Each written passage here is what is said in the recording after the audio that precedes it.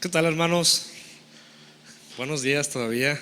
Qué gusto estar de nuevo aquí al frente con el privilegio de preparar el mensaje del día de hoy. Y antes que nada, lo omití en los motivos de oración, pero el día de ayer en la noche, en la madrugada, sucedió un conflicto armado entre Israel y Irán. Resulta que el país de Irán bombardeó el día de ayer en la noche a Irak por medio de uso de drones, y el conflicto político en el que se encuentran es bastante grave. Las relaciones diplomáticas entre esos países y diversas potencias, como ha sido referente en la misma historia, han sido complicadas las relaciones diplomáticas, derivado precisamente de la falta del amor de Dios, de la conspiración que se hacen entre las mismas naciones con la intención de buscar intereses personales y de unos pocos, donde llevan a la destrucción, lamentablemente, a naciones completas. El día de hoy tengo preparado el mensaje que se titula La Gran Conspiración. Precisamente quise retomar esta noticia mundial lamentable, pero no es algo nuevo que suceda, no es algo que haya sentado un precedente en la historia de la humanidad, sino que las conspiraciones y los conflictos armados han estado existiendo a lo largo de toda la historia de la humanidad.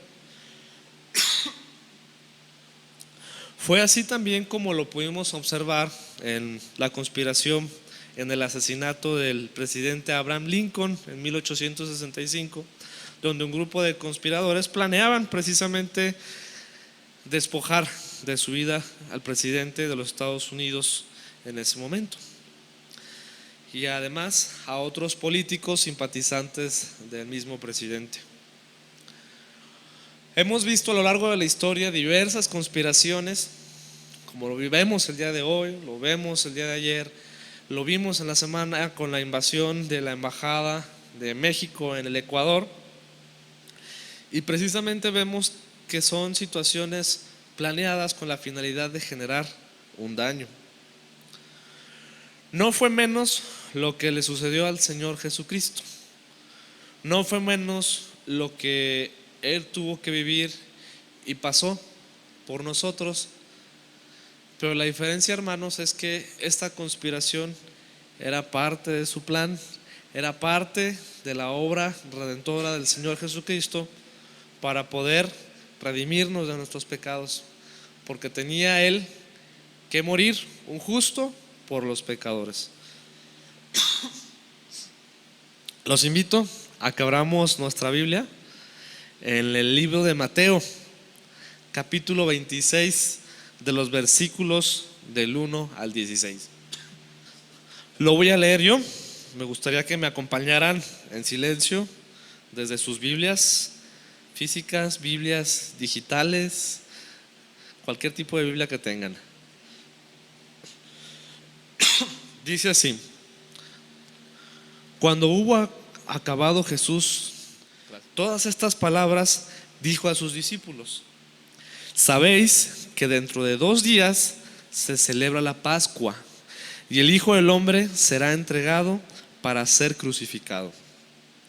Entonces los principales sacerdotes, los escribas y los ancianos del pueblo que se reunieron en el patio del sumo sacerdote llamado Caifás, y tuvieron consejo para prender con engaño a Jesús y matarle.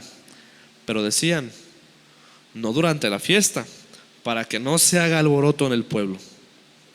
Y estando Jesús en Betania, en casa de Simón el leproso, vino a él una mujer con un vaso de alabastro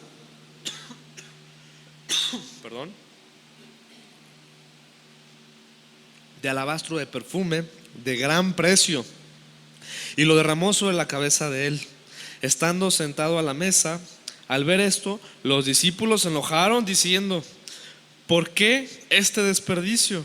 Porque esto podía haberse vendido a gran precio y haberse dado a los pobres.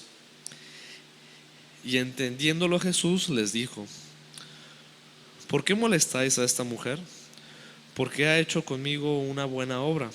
Porque siempre tendréis pobres con vosotros, pero a mí no siempre me tendréis. Porque al derramar este perfume sobre mi cuerpo, lo ha hecho a fin de prepararme para la sepultura. De cierto os digo que donde quiera que se predique este evangelio en todo el mundo, también se contará lo que ha hecho para memoria de ella. Entonces uno de los 12, que se llamaba Judas Iscariote, fue a los principales sacerdotes y les dijo: ¿qué me queréis dar? Y yo os le entregaré. Y ellos les asignaron 30 piezas de plata, y desde entonces buscaba oportunidad para entregarle. ¿Sí? Hasta aquí, hermanos. Ahora, realizando un estudio verso a verso de lo que dice la palabra del Señor, menciona en un principio que a sus discípulos: sabéis que dentro de 2 días se celebra la Pascua y el Hijo del Hombre será entregado para ser crucificado. Nos encontramos ante un contexto jurídico judío de una celebración del mismo pueblo, ¿sí? Ahora, yo les pregunto: ¿cuál es el objetivo de la fiesta de la Pascua? Bueno, la fiesta de la Pascua se instituyó en el tiempo de Moisés para recordar a los hijos de Israel que el ángel destructor pasó sobre sus casas y mató a los primogénitos en Egipto. Véase Éxodo, los versículos 2 al 21 al 28, así como el 13, del 14 al 15. Como parte de la Pascua, los israelitas sacrificaban un cordero y esparcían su sangre sobre los marcos de las puertas de sus domicilios.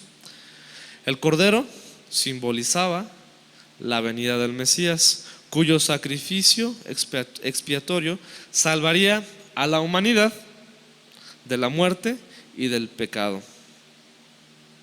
Eso es lo que debemos de conocer como la Pascua, el significado que tiene, de dónde deriva.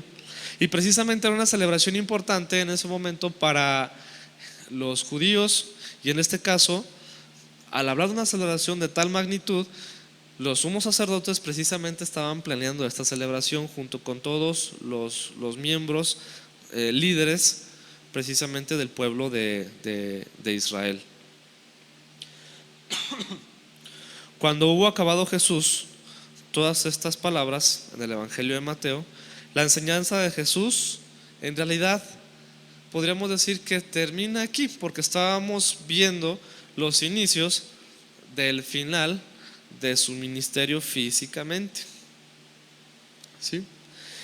En estos últimos días, previos a su traición y crucifixión, él advirtió a las multitudes sobre el liderazgo religioso corrupto y habló a sus discípulos sobre los casos por venir. Ahora era hora de que Jesús cumpliera su obra en la cruz. Estamos haciendo énfasis en que el Señor Jesucristo estaba poniendo en marcha los últimos detalles más importantes de su plan en su obra redentora. Estaba enseñando a sus discípulos que venían días difíciles, venían días donde se acercaba el día de su muerte. Jesús lo sabía, Jesús lo anunciaba, pero es cierto también que los discípulos de Jesucristo muchos no lograban entender aún la dimensión de esta obra redentora, de que Jesús tenía que morir. Entre ellos, precisamente, era Judas, uno de sus discípulos. Y este discípulo precisamente se atrevió a conspirar en contra de su maestro, en contra del Señor Jesucristo, días antes de su muerte. Y esta conspiración se llevó a cabo en contubernio con los sumos sacerdotes y los fariseos del pueblo de Israel. Claro que el órgano de gobierno de Israel, ante la costumbre del pueblo de Dios, su posición política pues era debatible, no era propiamente una asignación que se les había hecho de manera específica o como la ley judía lo planteaba. Lo vamos a ver más adelante. Habiendo instruido a sus discípulos y a los judíos con sus discursos, edificándolos con su ejemplo, convenciéndolos con sus milagros, ahora se prepara para redimirlos con su sangre. Es lo que el Señor Jesús disponía en ese momento. La palabra de Dios menciona que entonces los principales sacerdotes, los escribas y los ancianos del pueblo se reunieron en el patio del sumo sacerdote llamado Caifás y tuvieron consejo para prender con engaño a Jesús y matarle. Claro que esta conspiración estaba siendo dirigida directamente a Jesús con la intención de destruirle, de arruinar su ministerio, porque no era posible que una sola persona pudiera causar tanto impacto en la sociedad. Pero también decían que este plan conspirador no lo iban a hacer durante la fiesta para que no se hiciera alboroto en el pueblo judío.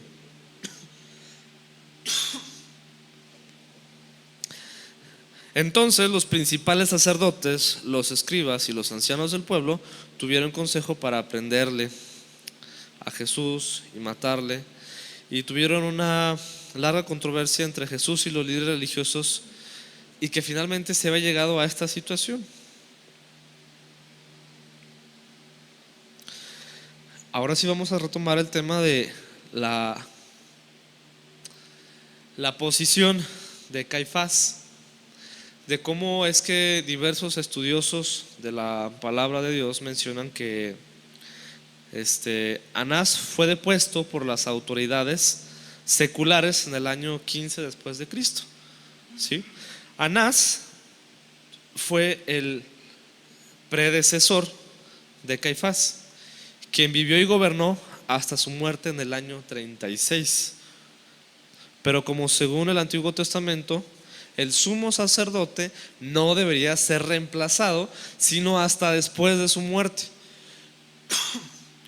Aquí logramos ver que precisamente el Imperio Romano tenía una influencia bastante grande sobre el pueblo judío, que estaba siendo oprimido por este imperio. Por lo tanto, tenía decisiones importantes, incluso hasta en la forma de gobierno y la forma de administración de las comunidades, en este caso como los judíos. Menciona la palabra de Dios que durante la fiesta de la Pascua se buscaba que no se le matara a Jesús en ese momento, pero curiosamente fue en el transcurso de esa fiesta cuando ocurrió este homicidio.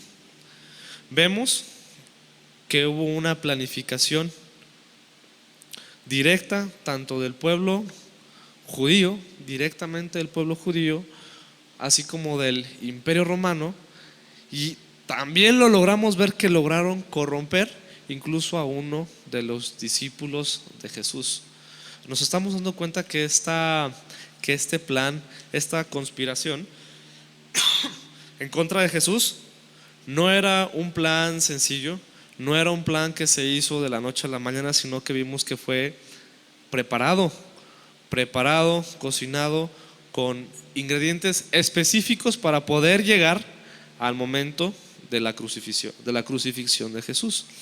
Porque precisamente se quería compartir un mensaje para los judíos por parte de los fariseos, del mismo pueblo judío, que la ley que ellos pretendían oponer era lo que se debía de cumplir. Y a su vez el Imperio Romano transmitía el mensaje de que se respetaba la autoridad del César en todo el espacio y extensión territorial del mismo imperio. Y a su vez logramos ver también dentro de los discípulos de Jesús que Judas no conoció del Evangelio al punto que tuviera un impacto en su corazón, sino que Judas lo invadió lo que es la duda. A Judas lo invadió, además de lo que es la duda y el pecado, lo que es la codicia, lo que es la avaricia. Y aquí es donde podemos ver un pequeño concepto que, como les menciono, las conspiraciones que vemos hoy en día no es algo nuevo, sino que lo estamos viendo incluso en la misma palabra de Dios, y que es una de las conspiraciones más grandes en la historia de la humanidad. Las conspiraciones políticas pueden seguir de una combinación de factores que van desde la ambición personal hasta el descontento social, pasando por las rivalidades ideológicas y los intereses económicos. Estos son motivos que pueden entrelazarse de formas complejas y variadas, dando lugar a conspiraciones que pueden tener repercusiones significativas tanto en la sociedad como el desarrollo político de la misma. ¿Sí? Justamente lo vimos, esta conspiración, este plan maligno que tiene como finalidad destruir, cómo se puso en función hace más de 2000 años. Y actualmente la misma estrategia sigue siendo funcional y eficaz al día de hoy, vigente. Y es precisamente en lo que la iglesia lucha día con día, porque las conspiraciones no solamente las vemos en la política, en las grandes naciones, sino que las vemos desde la familia, desde nuestra propia relación con el prójimo. Las conspiraciones no solamente son de políticos, sino que ese mal y el pecado reside en todas las personas que buscan el mal. Sin embargo, Jesús nos expone una alternativa y decir, sí, existe, pero eso no es lo correcto, eso no es lo que yo vengo a enseñarles con este ministerio.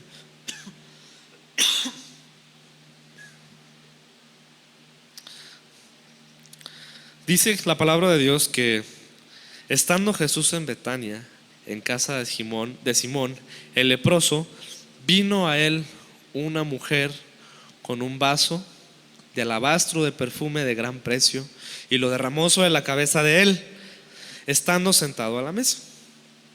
Lo que al ver esto los discípulos se enojaron y dijeron, ¿cómo es posible que exista tal desperdicio? Recordando que en el caso de los judíos, las mujeres, las vasijas donde se depositaba precisamente este perfume se conocían como alabastro. Y esas vasijas tenían la característica de que las acompañaban en la cultura judía a las mujeres a todo lugar donde iban, porque era considerado como parte de su vestimenta, era considerado algo parte de ellas, y les era permitido incluso cargar ese bote de perfume alabastro hasta en el día de reposo.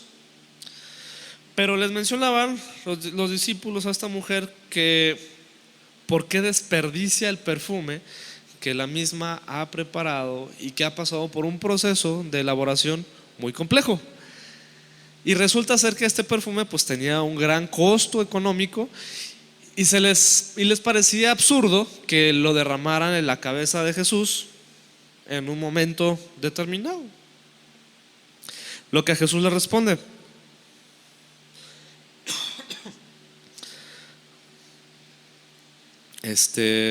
¿por qué molestáis a esta mujer? Pues ha hecho conmigo una buena obra. Pues siempre tendréis pobres con vosotros, pero a mí no siempre me tendréis. Aquí estaba respondiendo Jesús precisamente a lo comentado por los discípulos, que mejor hubiera sido vender ese perfume y ese perfume, bueno, en aras de hacer una buena obra, con lo recuperado y ganado ese perfume, bueno, donarlo a los pobres. Y Jesús contestó de esa manera: por lo que al derramar este perfume sobre mi cuerpo, lo ha hecho a fin de prepararme para la sepultura. En este momento Jesús está anunciando su muerte de manera directa a los discípulos. Está señalando que su plan maestro está por consumarse.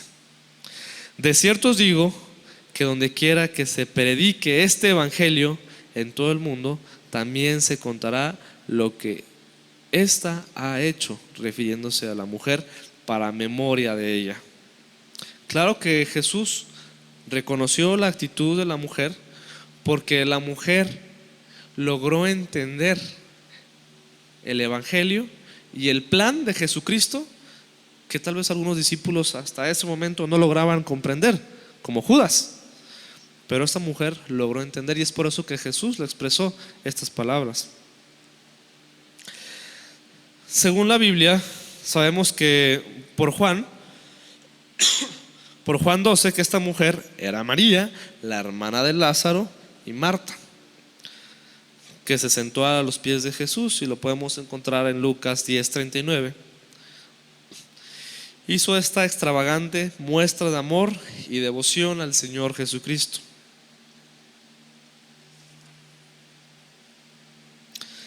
Lo que llama la atención es la pregunta: ¿por qué este desperdicio? Los discípulos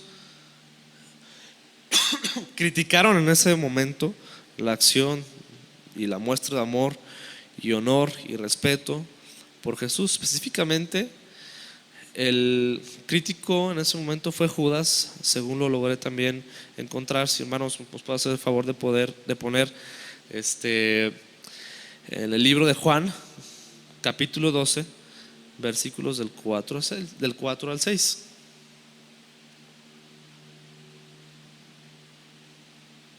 Dice: y dijo uno de sus discípulos, Judas Iscariote, hijo de Simón, el que le había de entregar: ¿por qué no fue este perfume vendido por los 300 denarios y dado a los pobres?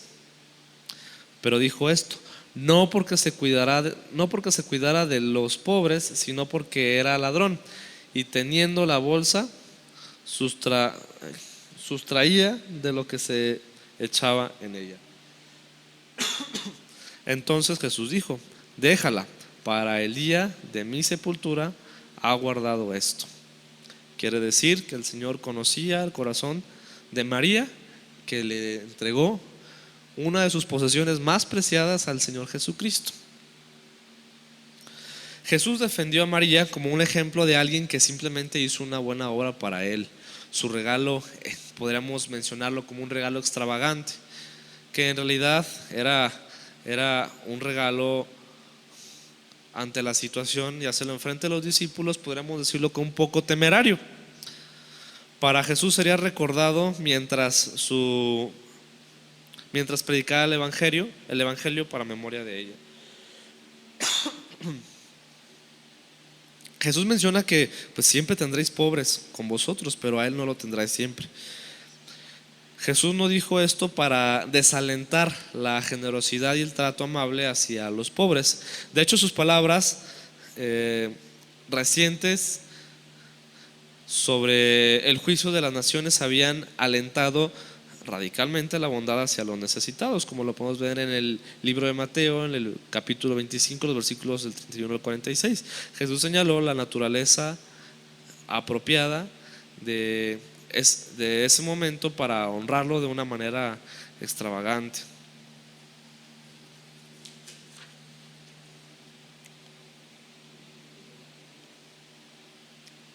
Y como un poco de contexto, esta unción que había hecho la mujer, en este caso María, pues era para prepararlo para su muerte. Como era costumbre también que los sacerdotes eran ungidos cada determinado momento.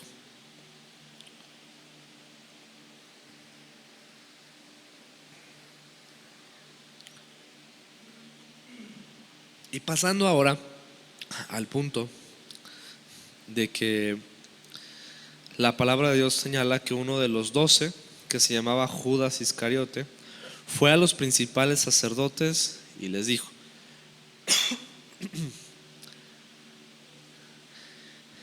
¿qué me queréis dar? Y yo os lo entregaré. Con esta pregunta directamente está señalando y preguntando cuál es el precio de traer a Jesús ante ustedes. Pónganle ustedes el precio y yo lo haré. Y claro que ellos le asignaron esa tarea y le dieron 30 piezas de plata. Y desde entonces buscaba la oportunidad de entregar a Jesús. La traición se dio desde el momento en que Judas tuvo ese sentir en su corazón de no confiar en la palabra del Señor Jesucristo, de no creer en su evangelio. Pero ¿cómo podemos nosotros cuantificar las 30 piezas de plata? ¿Cuánto vale ahorita 30 piezas de plata? Es difícil hacer un cálculo, no sabemos cuál es el equivalente a ese valor de las 30 monedas de plata. Pero de acuerdo con la ley de Moisés, lo que se refiere a 30 ciclos de plata eran la compensación para un amo por la muerte de un esclavo. Y lo podemos ver en Éxodo 21:32. El precio de la traición refleja el poco precio que Judas y los principales sacerdotes tenían por el Salvador. Nos damos cuenta que el precio que tenía nuestro Señor Jesucristo ante el mundo era un precio de esclavo. El Rey de Reyes tenía un valor cuantificable en 30 monedas de plata.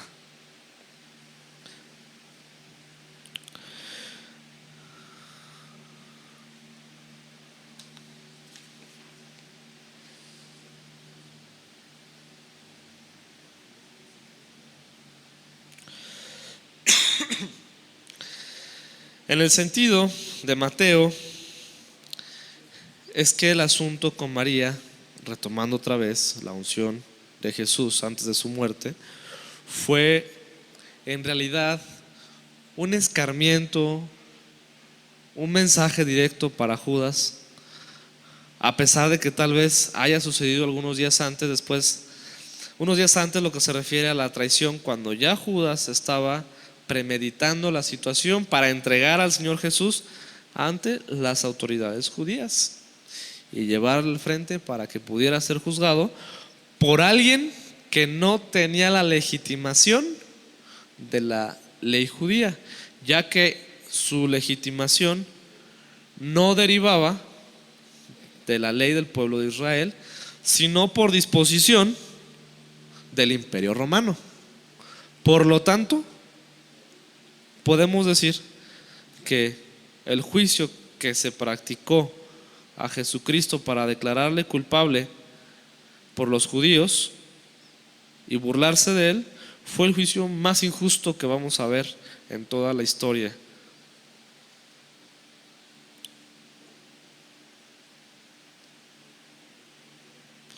Ahora llegamos a la pregunta de ¿qué fue lo que Judas sintió? ¿Qué fue lo que Judas razonó para poder llegar a la conclusión y tomar la decisión de que Jesús tenía un precio de 30 monedas de plata? Y es aquí, hermanos, donde vamos a encontrar una enseñanza tremenda.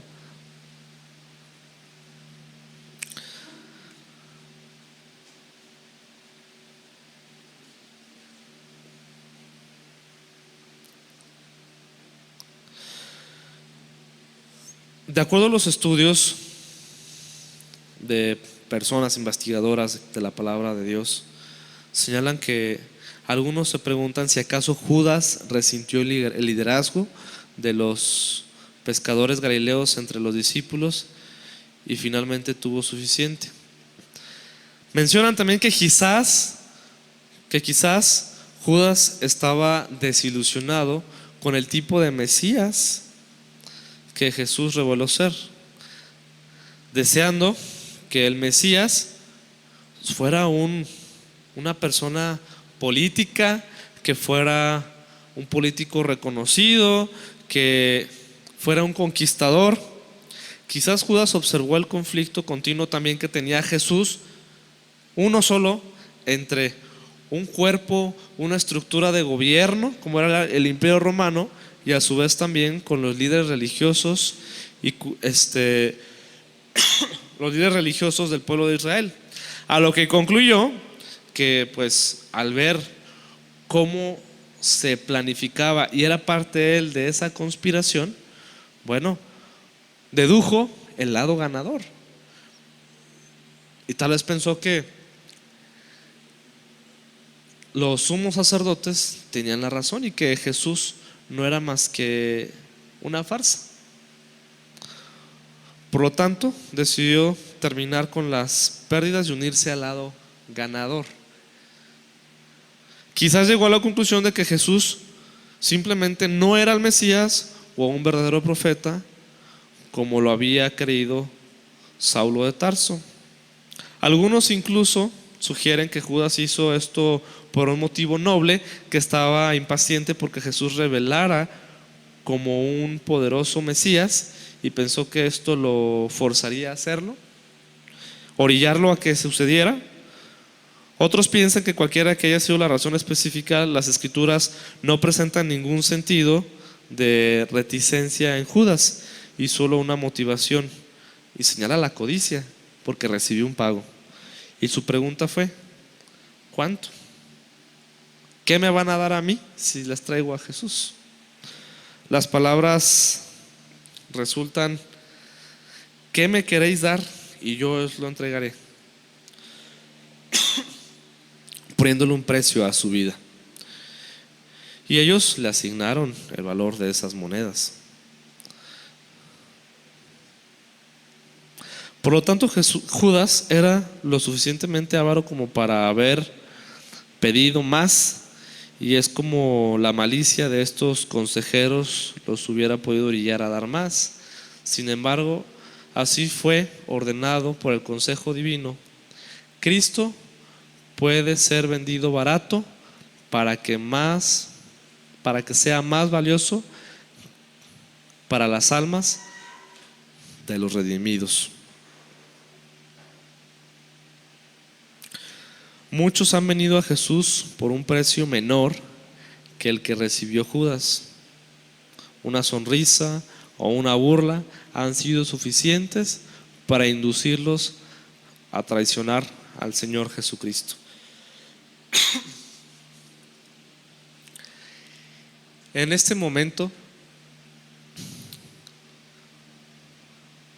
podemos nosotros disponer y ponernos frente a un espejo y decir si en algún momento nosotros, y decirnos a nosotros mismos si hemos traicionado al Señor Jesucristo. Y aquí lo podemos ver en un ejemplo que fue Judas, que dudó, que tuvo avaricia y que se desconocen los diversos motivos por los que él pudo haber tenido esta acción y haber recibido un precio barato por la vida del Señor Jesucristo. Pero como les mencionaba en un principio, la palabra de Dios nos dice que la obra de redención pues era un plan maestro. Y claro que ese plan maestro contemplaba lo que ahora vemos como una gran conspiración. La gran conspiración en contra del Señor Jesucristo fue parte necesaria de la obra redentora. Sin ese sacrificio, nuestra salvación hubiera sido en vano. No hubiera existido una obra redentora sin el sacrificio del Señor Jesucristo, sin que se dispusiera ante cada palabra que Él mencionaba y decía que era su plan, y que nos hace el llamado a nosotros de seguir compartiendo el evangelio que instauró, que dio a conocer a los que le venden barato para darles un regalo incuantificable que no puede ser valorado en dinero, en especie, porque la vida eterna solamente viene del Señor Jesucristo. Dios les bendiga, hermanos.